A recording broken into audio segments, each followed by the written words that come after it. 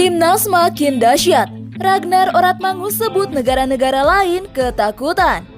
Ketua Umum PSSI bongkar fakta mengejutkan pengakuan Kapten Australia jelang laga menghadapi Timnas Indonesia.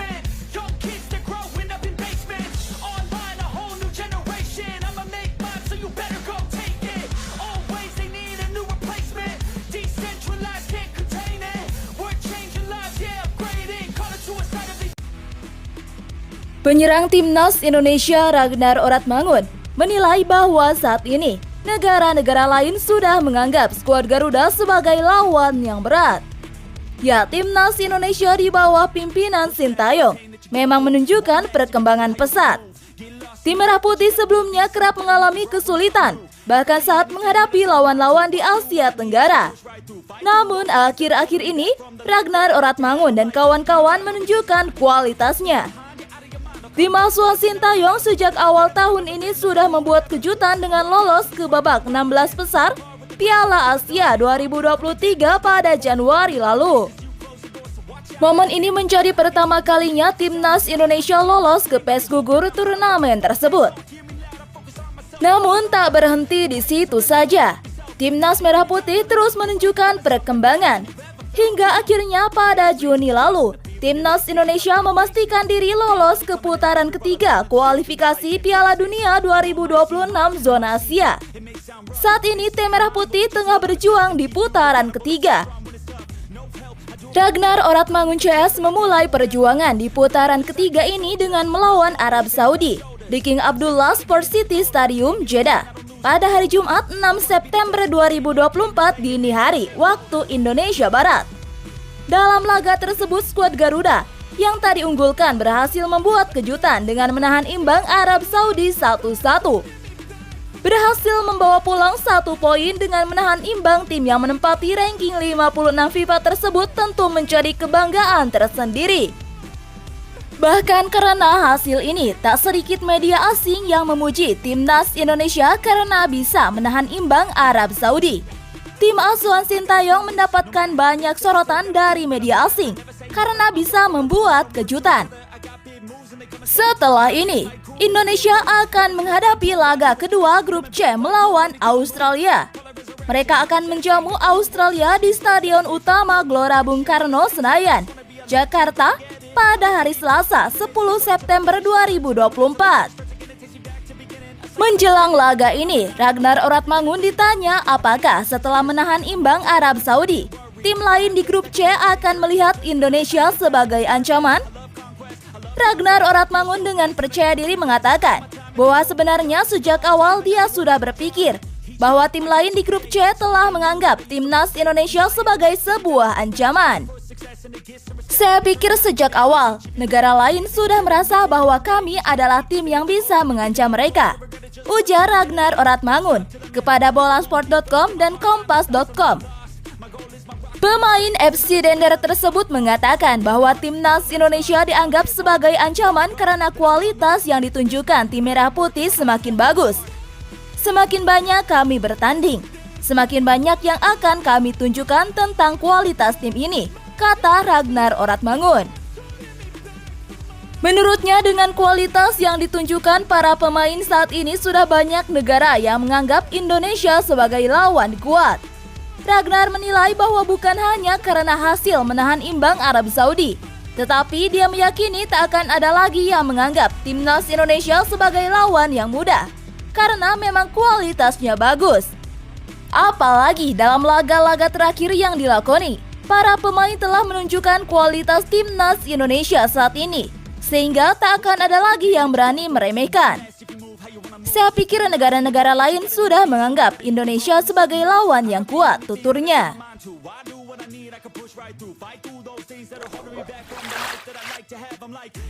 Skuad Timnas Indonesia bernuansa aroma Belanda. Australia tak peduli dengan hal tersebut dan lebih mau fokus ke diri sendiri. Ya, Indonesia telah bertransformasi dalam pembentukan tim nasional di sepak bola. Pemain-pemain asal Belanda yang punya darah Indonesia diajak untuk bergabung. Upaya tersebut setidaknya membuahkan hasil dengan peningkatan ranking Indonesia di ranking FIFA. Baru-baru ini bahkan Indonesia juga mampu mencuri 1 poin dari markas Arab Saudi. Selanjutnya ada Australia yang harus menghadapi Indonesia. Pertemuan tersebut berlangsung di Stadion Utama Gelora Bung Karno pada hari Selasa 10 September 2024 malam waktu Indonesia Barat pada matchday kedua grup C kualifikasi Piala Dunia 2026. Kiper Australia, Matt Ryan, tidak peduli dengan dominasi Belanda di skuad Garuda. Australia diminta untuk fokus ke diri sendiri saja. Kami tahu bahwa mereka adalah negara yang sangat teknis. Mereka suka memainkan permainan sepak bola modern dan sangat bergantung pada teknik.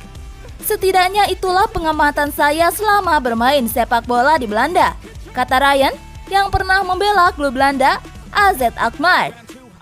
Kami fokus pada diri kami sendiri dan apa yang perlu kami lakukan. Dan kami yakin sebagai satu tim bahwa kami dapat bangkit dari hasil sebelumnya. Matt Ryan pun menyebut timnas Indonesia akan didukung puluhan ribu penonton di Stadion GBK. Dengan begitu, kiper Australia ini menyebut supporter Garuda adalah ancaman serius bagi skuad The Socceroos. Stadion bakal penuh. Mereka sudah membuktikan kualitasnya, bukan hanya di laga kontra Arab Saudi baru-baru ini. Dan fokus kami di laga ini adalah menghadapi mereka dengan taktik yang tepat untuk mendapatkan hasil bagi kami dan bagi Australia, tutupnya. Calon pemain naturalisasi timnas Indonesia, Misil Gers, akhirnya buka-bukaan soal pelatih Sintayong yang ternyata sudah lama mengikutinya.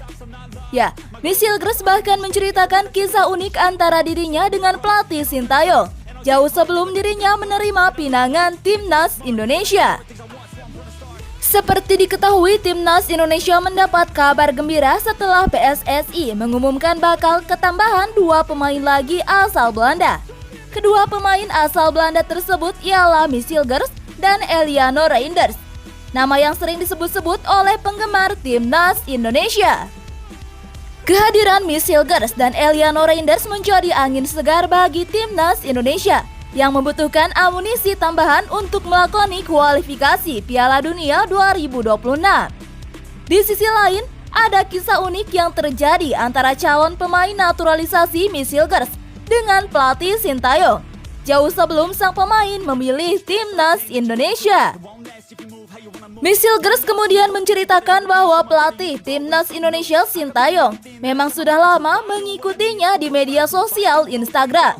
Awalnya, Misil Gers mengatakan kalau dia pernah dihubungi oleh salah satu perwakilan PSSI yang menanyakan kesediaannya bela timnas Indonesia. Misil Gers lantas bercerita bagaimana dia mengetahui kalau pelatih timnas Indonesia Sintayong telah lama mengikutinya di media sosial Instagram. Sebelumnya, Sintayong memang telah lama mengincar Misil Gers untuk menjadi pemain timnas Indonesia, bahkan ketika dia masih berada di level U19.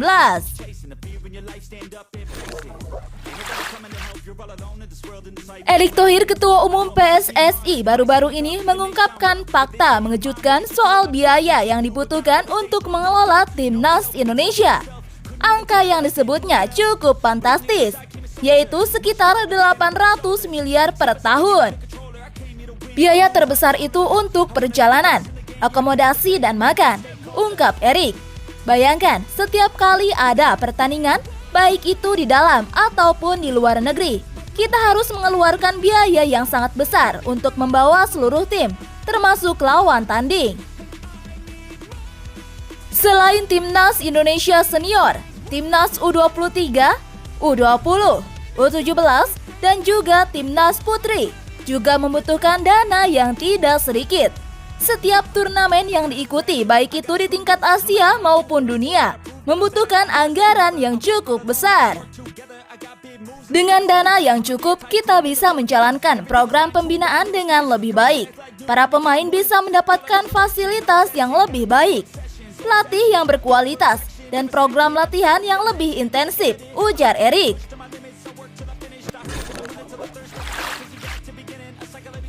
Presiden Federasi Sepak Bola Arab Saudi, Yasser Al-Misehal, membeberkan nasib pelatih Roberto Mancini usai ditahan imbang timnas Indonesia di babak kualifikasi Piala Dunia 2026. Arab Saudi harus memulai putaran ketiga kualifikasi Piala Dunia 2026 zona Asia dengan kurang memuaskan. Tim berjuluk The Green Falcon secara mengejutkan tak mampu meraih poin penuh dari tamunya di laga perdana tersebut. Hal ini cukup memalukan mengingat Arab Saudi tak mampu meraih kemenangan dengan tim yang hanya berperingkat 133 FIFA. Apalagi laga itu bergulir di markas kebanggaan The Green Falcon yang terkenal keangkerannya karena belum ada tim tamu yang meraih kemenangan dan hanya ada satu tim yang mampu meraih hasil imbang. Melihat hasil kurang memuaskan yang diraih Ali Al-Buliyai CS itu memunculkan sejumlah tanda tanya terkait nasib dari sang pelatih Roberto Mancini. Sejak menjabat pelatih Arab Saudi, Roberto Mancini hanya mampu membawa timnya 1 kali kemenangan saja dalam 4 laga yang dilakoninya. Menanggapi sejumlah pertanyaan membuat Presiden SAFF, Yasser Al-Misehal akhirnya angkat bicara soal nasib pelatih Italia tersebut. Al-Misehal menyebut pihaknya bakal memberikan jaminan jika posisi Roberto Mancini di kursi kepelatihan akan tetap aman bersama Arab Saudi. Al-Misehal juga memastikan pihak SAFF masih mempercayai Roberto Mancini sebagai pelatih Arab Saudi, meski penampilan The Green Falcon tak kunjung membaik.